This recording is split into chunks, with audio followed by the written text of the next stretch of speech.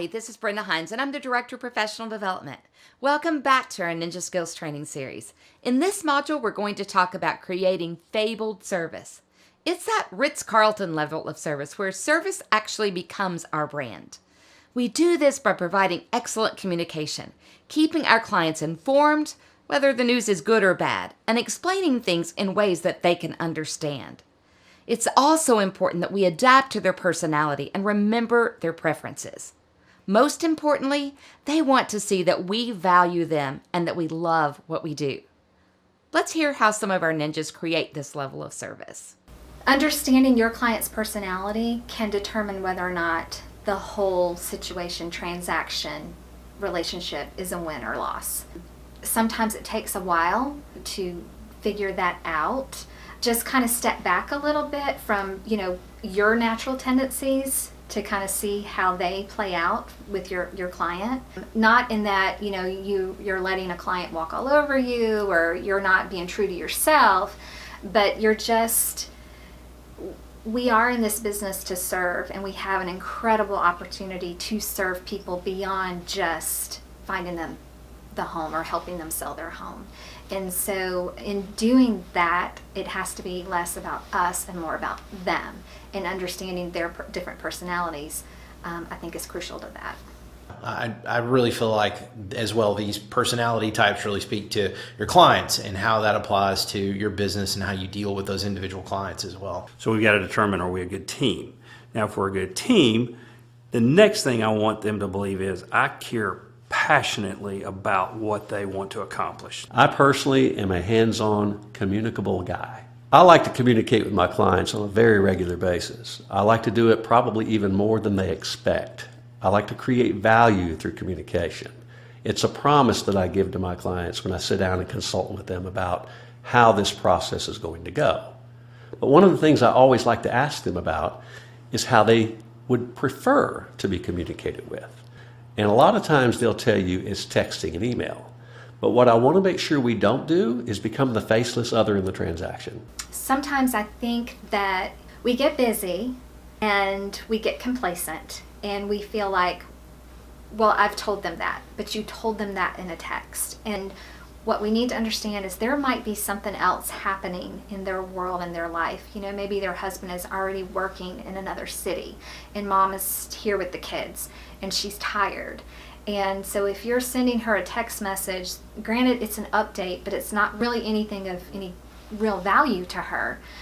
So always take time to pick up the phone and call them whenever you've told them you would, and maybe a little bit more, just to let them see how important they are.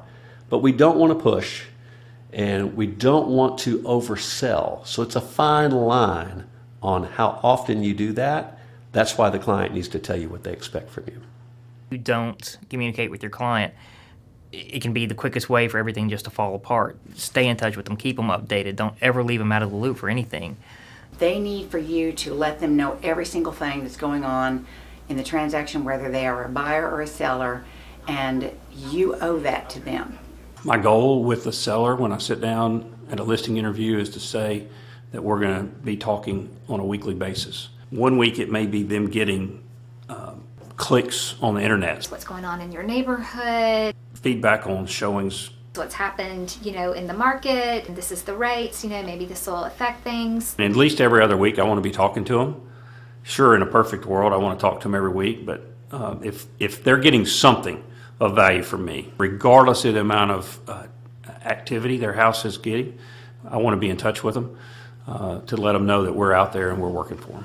We just have so much technology at our fingertips, but I still go back to the days of the MLS book, because it created us having to create flow sheets and keeping up with our clients in a way that we take for granted today. So I think it's still highly, highly important that we take a throwback attitude to making sure we're still calling our clients and staying in touch with them and meeting them from time to time face to face. I think they appreciate it. They know you're going that extra mile to make sure that the transaction goes smooth for them. I really believe that that's key to any successful real estate career. We want to forward people in our sphere of influence, including our current clients, but it's also important to use this technique to stay in touch with past clients. In fact, Ninja provides us a list of 15 post-closing calls that you should put into practice, staying in touch with past clients and letting them know that we will continue to be interested in their real estate purchases, and most importantly, in their life is critically important. I like to reach out to past clients at least once a month just to see how they're doing because I genuinely care. Like I said, I like to make friendships with my clients. So if they're around the area, see if they're free for a lunch, free for dinner, even just a quick drink at the end of the day. Maybe we go hit a round of golf. Just try to stay in touch with everybody. And a lot of my business comes from my friends. They just a lot of referral business.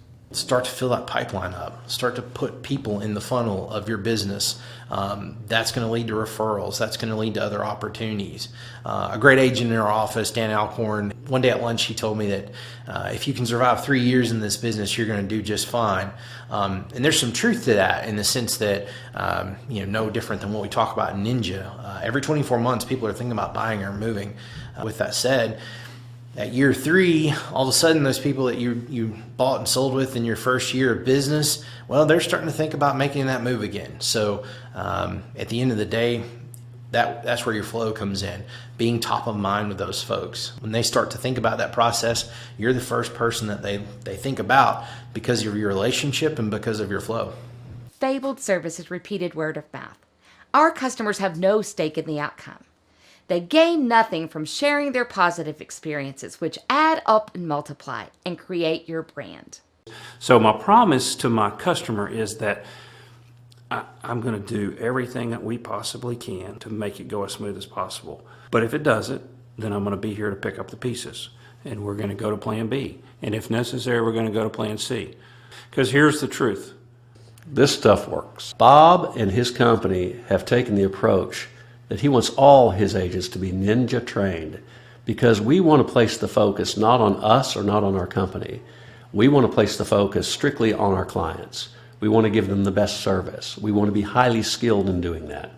We want to create value for the people in our industry that seek us out to help them with what probably is their biggest decision, their biggest financial move there is. Thanks for watching this Ninja Skills video. Now work through the rest of the discussion with your broker or facilitator, and I look forward to seeing you next time.